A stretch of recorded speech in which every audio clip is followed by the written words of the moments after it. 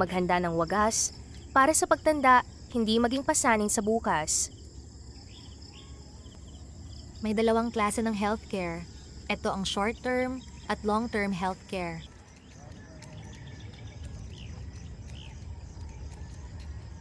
Ang short-term ay ibinibigay o kinakaltas ng company mo kung ikaw ay isang empleyado.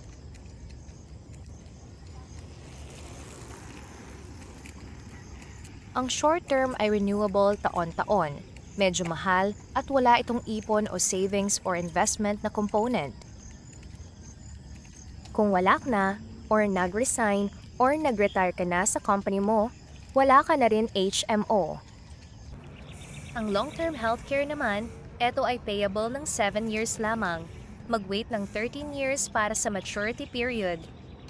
Ito ang healthcare na tinatawag na 3-in-1 dahil may healthcare, life insurance, and investment component ito.